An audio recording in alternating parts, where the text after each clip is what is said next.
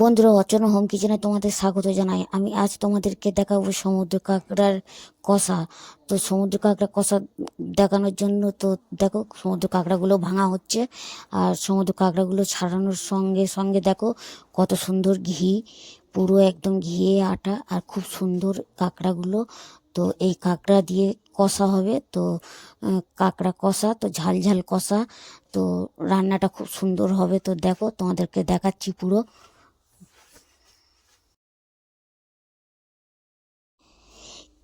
এই একটা নতুন রেসিপি।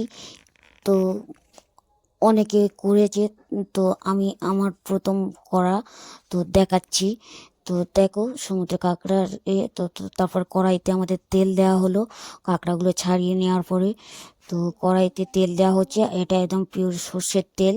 তো সর্ষের তেলের পরে তারপর পেঁয়াজ পেঁয়াজ দিয়ে কড়াই দিয়ে নাড়া হচ্ছে।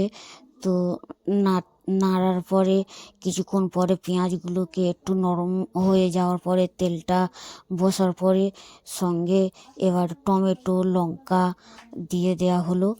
দিয়ে ওগুলো দিয়ে কড়াই আবার নাড়া হচ্ছে। তারপরে এখানে দেওয়া হচ্ছে রসুন বাটা। তো সেটা দিয়েও নাড়া হচ্ছে। তো তারপরে রসুন বাটার পরে এবারে এর সঙ্গে এবারে আদা বাটাও আসছে। তো আদা বাটাটা দিয়ে ভালো করে কষা হচ্ছে, একদম সুন্দর করে কষা হচ্ছে। আর কষাটাই মেন। কষতে কষতে কষতে কষতে একদম পুরো মানে তেল ছাড়বে একদম। উম, তারপরে সেটাই থেকে জল দেওয়া হবে। তো দেখো একদম পুরো তেল ছাড়ার মুখে। তারপরে আমাদের কাঁকড়াগুলো কিন্তু সমুদ্রের কাঁকড়াগুলো দিয়ে দেওয়া হবে। তো এখন তার জন্য আগে কষা হচ্ছে, একদম পুরো কমপ্লিট হোক, তারপরে তোমাদেরকে সেটা দেখাবো। তো দেখো তারপরে আমাদের কাঁকড়াগুলো একদম রেডি হয়েছিল।